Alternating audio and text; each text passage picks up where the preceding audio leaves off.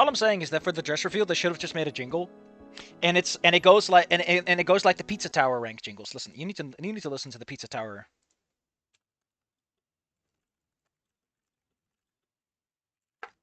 There are like several, and they're fucking great. Why is the first thing I add someone's tier listing? Get out of here, you tier man.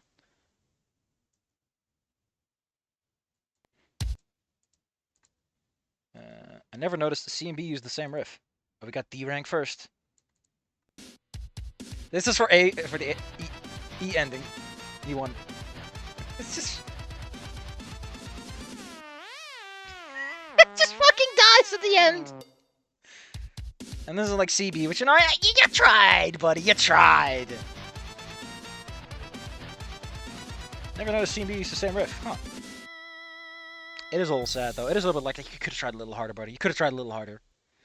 And then it's A. And things finally pick up a little bit. You've earned this one. A little bit. You've earned it a little bit!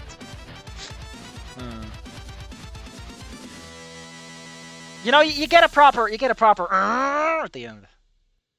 You get something. Yeah, S ranks like, let's fucking buddy. Here, high five. I guess. But I know P rank the most. Because P rank is like, what the fuck are you doing, man? It's like, this is E4. It's an actual instrument for once! Oh. I still don't know what P stands for. I think it stands for, what was it again? The Pino's Perfect Pizza Performance? Who knows? But I do think that they should have done that. Like, have a little jingle that goes with it. And then for E1, they would have two jingles. One for the initial reveal, which is like, and then for the actual dress, it's like, ugh. It would have been really easy to make a really short jingle.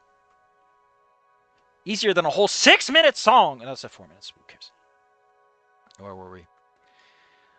The ballroom is tinted in purple lighting, with a stage at the far end and a skylight ceiling bathing the floor in a full moon's light.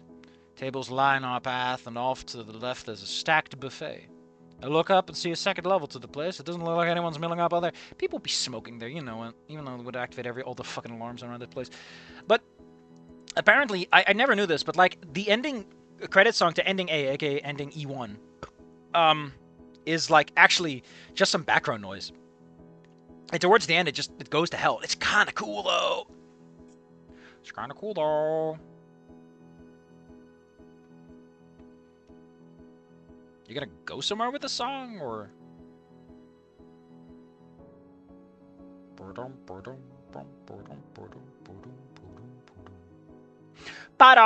bum, ba-dum bum bum, ba-dum bum. Gosh. Oh. Anyway, where were we? Still love that one video where like a guy turned the there's like a system in the background that makes it easier or harder to land certain types of hits. And he cranked it up to 11, and he just presses A1. It's great. Memorial Hall the Memorial Hall is marked off to the side of the main floor.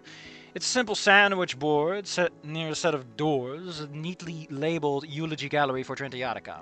I can hear Olivia suck in a shaky breath as we cross the threshold. Stop breathing so shakily. Get some stable footing. Be strong. It's a small beige-walled room, devoid of furnishings, and only a handful of other paintings hung up. There's a harsh fluorescent glare cast everywhere. At the center, a framed picture of Yatakan, no doubt from last year's yearbook. He did look so much healthier. I could see it now. The sallowness of his face and gaunt curvature on his jaw wasn't as pronounced. Is that anger bubbling up again?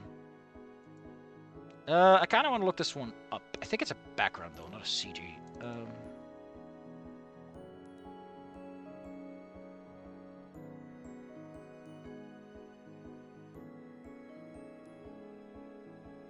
Well, that's just the Yatakan gallery. Which, by the way, I do like that gallery. That guy really threw in a little more than I really needed to. Here we go, prom painting. He does look a bit better, but it's also just a lack of texture. Man, Yatakan did some impressionistic stuff. Hey, is that painting also in the other gallery picture? No, but it does resemble some of them. That's neat. That's neat. So you go to the gallery, you can kind of recognize some of the style. My ear is itchy. I'm itchy. Where were we? A handful of other students are in the room paying respects, appreciating the other art pieces on display. Each is labeled with the name and period of the painter, but they don't all relate to him. They're all abstract, impressionistic at best. What do you mean at best? But I feel that twinge of anger redirect for a moment. Did they just throw up anything they had on hand? It's probably because, like, the actual good pieces someone owns, and they're not just gonna give it back to you. I mean, there is an implication. There's a hint that, like, Iarakan is a local artist. He's not, like, world famous or anything, so... Yeah, that gallery might be all that's left that isn't owned privately in some house somewhere. At some point, I must have stepped up alongside Olivia, and I can feel her hand intertwined with mine. When I look at her, she has a melancholic expression that tells me that she heard a good portion of that. And on, in Snoot game, I always got the impression he tried to work on his muttering, but here he's just fucking hamming it up. Come on, man. Anyway. I forgot this song sucks. I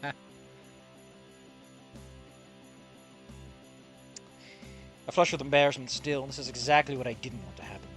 She doesn't release my hand as she looks around. Is there an easel around or something? They said there'd be one. Oh! Her eyes catch an adjustable hanger with some doodads in the back to attach the canvas securely to it. She looks back to me. Hey, can you put the hangers on? I'll hold it steady. I nod without hesitation, grabbing the bag of clips to see about securing this thing. The last thing I want is for it to fall due to my fuck up. As I mess with that, Olivia stands the painting on its legs before slowly drawing the linen sheet away. She sighs a relief to herself. Evidently, it made the trip in one piece. God, this song's so bad.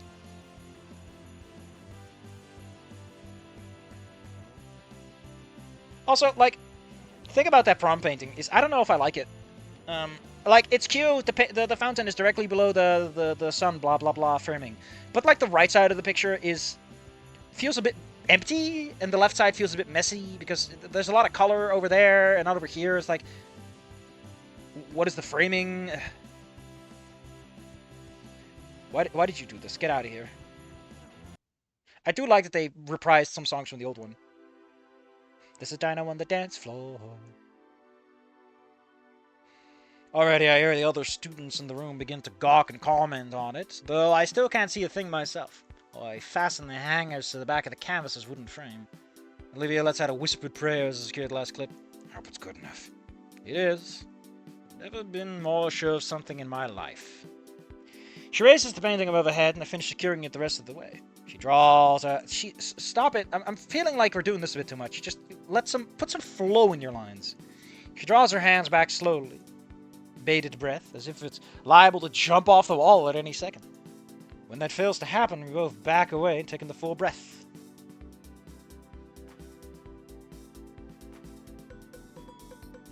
So, remember that guy who was like, Olivia's painting is realistic? It isn't, though. The painting that's on the wall has a very, like, you could say it's hyper-realistic, but we never really get the impression that was her goal.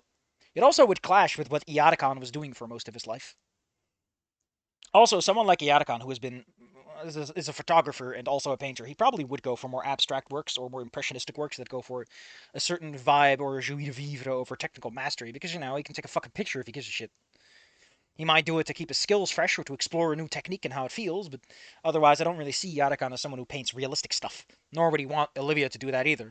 Because as far as he's concerned, he'd probably be more like, just take a picture, man. Everyone takes pictures nowadays. If you want to make something, make it cool. Make it neat. Make it you. Shit. Why am I getting beepity-booped on my phone? I feel like shit, man. Yesterday I had some real shit happening. Ugh.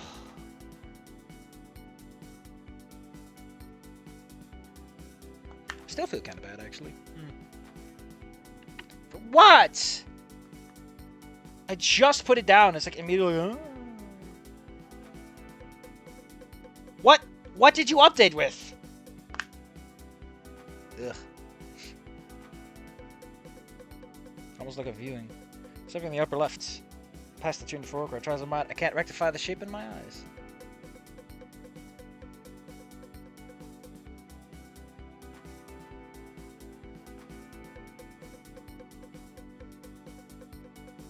I mean, I guess if you kind of... Is there a better version of that painting? Is there?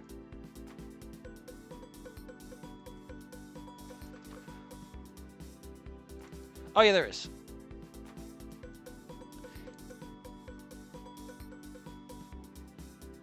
I do like that they went for a very different brush style with this, because the contest-winning painting, right, looks very, very wishy-washy.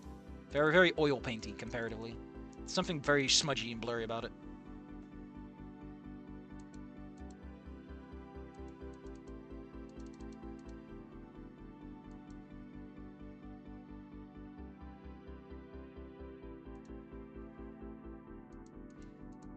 Anyway, I'm gonna look at this.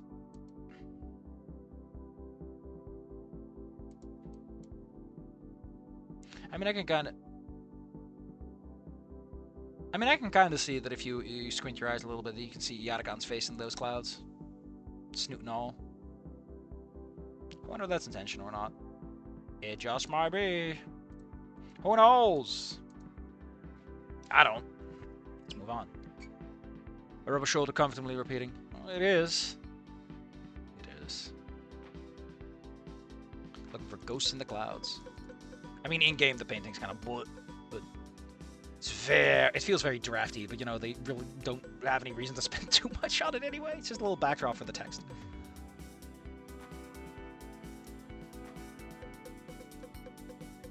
And the song's so,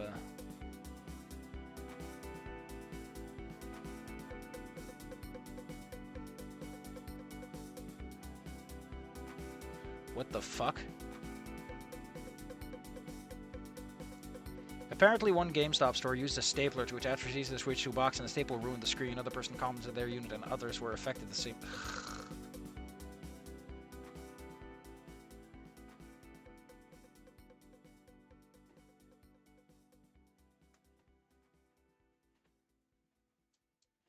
I like how I look at this and like someone broke into an argument of like, but you're paid full price, and the other guy's like, I don't mind too much as long as it works, I'm fine. You know, if the scratch isn't too bad. My goodness. Always fun to see such personalities clash, where it's like, you as a person definitely picked a side already, but both sides exist, apparently. Huh. Olivia turns her head downwards, and though it pains me, I'm prepared to see her cry all over again, and know that, if anything at this moment, it will break me too. Instead, after a brief beat of silence, she raises her head again. Her eyes are still crestfallen, but she bears a small smile now. Yet the students in the room give us a wide berth, but I can already hear astounded murmuring and hasty snapshots of the piece.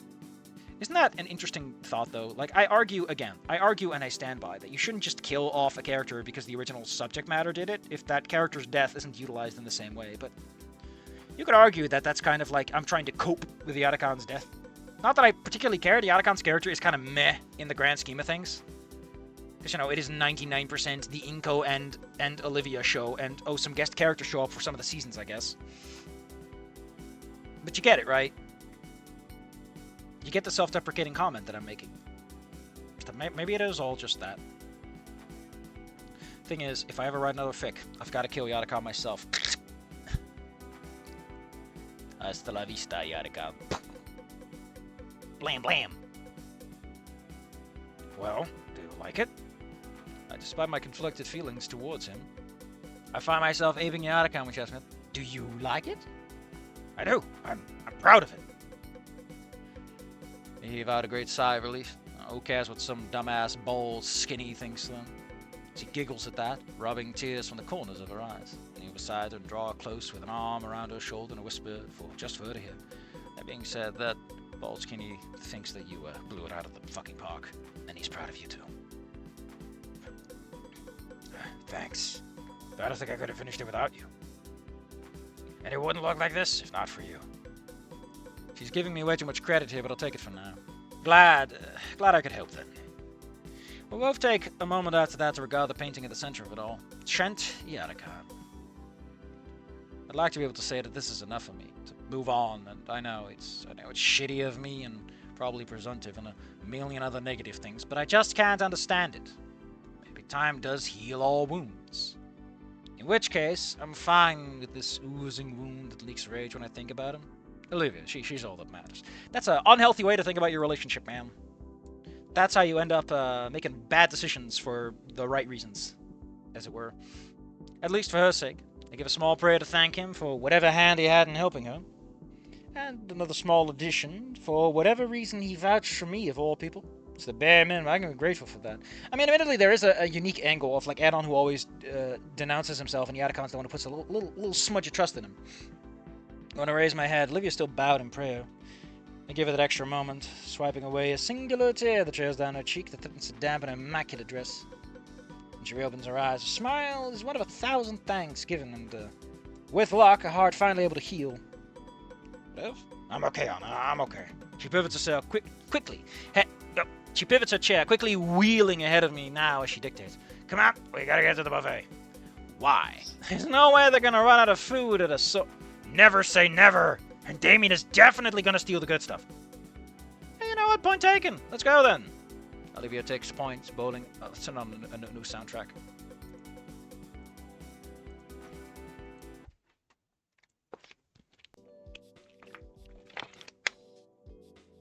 I love that they, again, reprisal. They brought it back. Baby got back. Olivia takes points, bowling unsuspecting partygoers out of the way as I once again try to skirt the ass-kicking she's attempting. It's only a stone's throw from the memorial hall, and luckily everyone in her path was agile enough to narrowly escape being run down. Not that she cared about all those nasty looks tossed her way, since they mainly fell to me. You know, the guy not in the wheelchair? She's about to absolutely waste the food line when I practically kick her away to get us a place to sit. The gayest thing I've ever thought, but I think I may actually cry if that dress of hers got stained. Just such a... Anon, stop infantilizing your girlfriend! If she wants to get messy on formal prom night, you let her. And you love her for it. That's true love. That's true love. Wouldn't be Olivia if she totally listened to me, though, so she actually ends up being Overwatch and pointing out targeted dishes she wants on her plate. I match her beat for beats on most things until I'm certain that until I'm certain that with any more meat, the cholesterol would kill me. And I pick at a few lighter options to fill my stomach. Damien is quick to wave us over from a centered table, saving us the hassle of finding one in this madhouse. The venue is a big one, but it's easily max capacity for this event. Guess formal is a big deal for these dinos. For his part, Damien greets us with a greasy smile while Liz sips away at a glass of water beside him. Ugh. Never seen me sit so unabashedly happy. Which may not be saying much for Damien, but even he has a different air about him now that he's with Liz. Also already look exhausted, begging the question of why. Why do you two look ready to pass out? 'Cause we've been busting it down, eh, man? You've been busting it down? You know it! But are you goated with the sauce? What can I say? I'm just a quirked up dialogue, busting it down sexual style. Damien! Liz, clearly not a meme, with her the old man out in the joke here, only causing Olivia to cackle harder. Busting it down in what manner, Mr. Payne? A voice booms out from behind Olivia and I, with Damien turning white as a sheet. Turn to see the source of the vibrato and can't help but smile at Damien's expense. Oh, hello, Mr. Ferris. Nothing, Uncle Mike. Liz is quick to recover as Damien scoots his chair away from hers to a respectable distance. A suspicious glint in the whale's eyes, he nods. Ah, simply dancing it was, then. Yes, yeah, totally, of course. Just good, clean fun, Mr. Ferris, sir. Damien is more evasive than I've ever seen him. They actually did have a blowjob in the toilets. But Damien's lips are the wet ones. God damn it. Sorry, man. But Liz is pretty coy about the whole trans business. What, like Rosa from Goodbye Volcano High? Isn't it a little late to introduce this character element? Well, you know what they say. Anon. All trans people really want to be is not to be noticed for being trans. Yet they're screaming about it. Why did you tell me? If it's such a big deal not to tell me. I don't know, I just kind of feel you had a right to know. Damien, I don't want to know that she has a dick. You could have just not told me. I don't care. She's not my girlfriend. I don't know. I just feel, Anon, like if there was a hypothetical audience that was following your life, they'd probably want to know about Liz's trivia section. You know, so they could fill it out. Damien, any person that wants to fill out someone's trivia section with is actually trans, is a pervert and a weirdo, and I don't want to hear about it. Well, you know it now too, so you might as well update the wiki, eh, man? I hate this. Is Olivia next? Nah, she's you know, from birth. Thank God. But she did have hermaphroditic stuff going on. Anon evaporates where he's sitting. Ah, young love. You never know. His ghostly voice echoes from beyond. Damien! Oh, and by the way, Olivia, I just visited the memorial with Miss Scaler, and we saw your last piece. Quite a work, Mrs. Halford. Miss Halford. Quite a work indeed. Whoa! Your painting is up, Liv? I totally gotta check that out. He takes off into the crowd with a concerned Ferris eyeing him as he does. I do hope I didn't scare that lad too much. You should know that we are a more sex-open school, so honestly, if anything did happen in there, as long as he cleaned it up, I wouldn't complain. And then Liz dies on the spot. Anon and Olivia are fine because they're both extreme virgins. He's like, that killed everyone except you, Anon. I guess you're the final boss for tonight. And Anon's like, sure. I'm planning to become a wizard, so you might as well. And he cracks his knuckles. Bring it on. It feels like such an old joke. Like, you become a wizard if you're a virgin at 30. So old. Feels like that meme should have been regurgitated and recycled and turned into something new. Now it means something a whole different, That's just how it goes with those. Anyway, where were we? Yes, in fact, the principal saw it. She immediately wanted to showcase it at the St. Hammond's Gala. In the place of Dreamscape, to be precise. Oh! Your painting, it's up to you. Figured out it'd be best to make you aware of it before you went to take it later tonight. I don't mind, but I would like to take it with me when I graduate. Mr. Ferris nods at that before jotting a note of it into his notebook. Pocket notebook. Why is he here? I was kind of imagining he was only here because of Liz, because he doesn't really have any affiliations with, St. Hammond in that way. He probably has multiple schools, so. Although I guess maybe St. Hammond's the only one that does this, so he's like, yeah, I'll chaperone. I believe in supporting schools and stuff. And of course, Olivia. There's the biscuit, by the way. I may spring in for some whenever moment for dinner. Try the roast duck too. It's amazing. I think I will. You will have a lovely night, wonderful night, all of you. And Elizabeth, offer my apologies to Damien. I assure you I was only inspiring the correct amount of parental fear on your father's behalf. Uncle Mike! Liz huffs, letting a chuckle from the grey whale.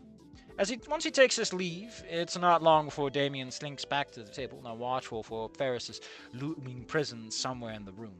Can't help but notice that Liz doesn't try to alleviate those fears. Guess she does deserve a bit of payback for all that teasing throughout the night. You know what's coming back to me? My desire to write. Which is weird because I was very depressed. So far, we're going pretty strong. We're almost halfway. We're like a third in. Which is impressive. Because usually when shit goes bad, like atrociously, why are you doing this to me, bad? It usually happens at the quarter mark. Like, it doesn't wait too long. It doesn't lay an ambush like a predator. So we might just make it out of this chapter with another thumbs up. We might just make it, and I might just like it. That'd be great! Thank you! Fantastic. I somehow end up demolishing my plate before Olivia. True, she was engaged with that conversation. It slowed it down. But it's more likely that after a week of fending for myself, I'm back to my alley-rat diet of one good meal a day of that. The feast alone will keep me square for a good week. Leaning back over my chair and cracking my spine, I catch a light blue blur ducking behind the curtain. Ben. Oh, that does remind me, actually. Yo, Liv? Oh, come on, go. No one wants to see that! Ugh, she's deboning a drumstick in an instant with her teeth. Wow! Okay, what? You talked to Ben at all recently? You mean aside from earlier tonight? Yeah, before that. No, Anon, I haven't talked to him in years. That little fuck. Okay, cool it, Adam. Ben does look like he's running on fumes, and he's barely present in class of late. So maybe he gets a little bit of slack. Still, he made it sound like talking to Olivia was top of the list. And he's definitely had chances to make the time. What are you grumbling about? I do not grumble ordinarily. That may have been grumbling. I do not grumble ordinarily. That may have been grumbling. I shrug it off. Ben was supposed to talk to you weeks ago at this point. Wanted to apologize and all for all that shit, and I told him to tell you himself, but not to butt in where I wasn't asked. But Ben has been running himself ragged for a while now. Maybe it just slipped his mind with all that prep. Olivia hopped. I like that Liz said that. Thank you, Liz, for actually contributing to the scene you're present in, and also would logically know details too. How nice! Thank God. I mean, admittedly, you're just spewing plot, but you had a cute moment earlier, so thumbs up for me. Olivia hums contemplatively at the explanation, but I can't read its full meaning.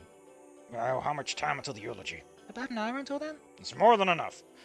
Wait, that's more than enough. So, Liv? She peers at me, she rakes meat from the rhino rib. Feel like talking to him? Alright, I guess. Well, I'll just stay here. You're not coming.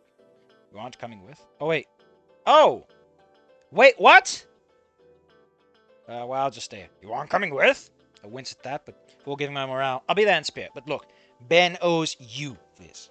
He's already given me much more than he should have, but it ought to be between you and him. If he botches it and you don't want to forgive him, I'll take your word for it. If he sounds sincere to you, we'll go from there. Honestly, I don't want the fact that I'm there to color how he talks to you. Her face scrunches in thought as I continue speaking. But ultimately, she seems to agree, giving me a small nod. Okay, going to talk to Ben then, alone. For the first time in years since... It'll be fine. It seems to help somewhat as she exhales deeply before giving a confident nod back. Then she makes her way through the crowd to the backstage ramp. I'll give her a few. If it's any longer than that, I'm busting downstage. I'm busting a cab into Ben. Figurative? Maybe literally if I could. Demi and Liz take their leave to head back to the dance floor not too long after that, leaving me alone with the table. Hey, this is how it would look if I was a Francis Loser went to the format alone. Without thought, I take a good look around the room. And a couple of other poor sods in that very boat. Listen, if you see Lunara, you owe her the dance. After learning about Liz and all. I didn't want to be the guy to tell you this, Alan. But they're right. What's right? Trans people are a hive mind. So if you see Lunara, you better make up to her. She too? Oh, god damn it, that just makes this all worse. Sorry to tell you, Anon. But in modern society, they spread like, mycelium? The powerhouse of the soul? No, that's mitochondria. I don't know, but they spread, you know? Any other people I need to know about? We already checked out Liz. Kiara? Not too sure. Mia? If she was, you'd know. I would? You would. I hope the two of you aren't gossiping over there. Be unbecoming to spend your entire evening simply talking about the nature of fellow students instead of enjoying yourself.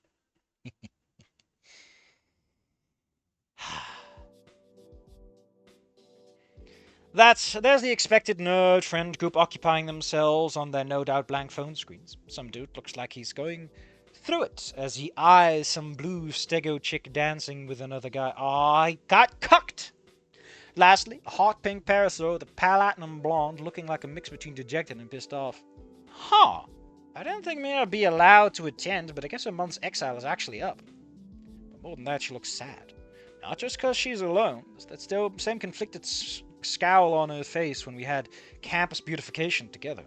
She's resting her head on her arm, eyes strained on the stage's curtain. Does she know Olivia went back there? If that's it, she doesn't seem to be in a rush to sprint back there either. But she is working up to it if her constant shifting is any indication. All I can think of is that there's confusion when she opened up to me. She's just a person too. I take a glance at the stage as well. Olivia's doing her thing, I'll do mine. We're all adults now. I can't fucking believe I'm doing this. It's as if the width of the dance floor disappears in the blink of an eye. I find myself standing before her. Her eyes already trained on me, a slight sneer in her otherwise unmoving mouth.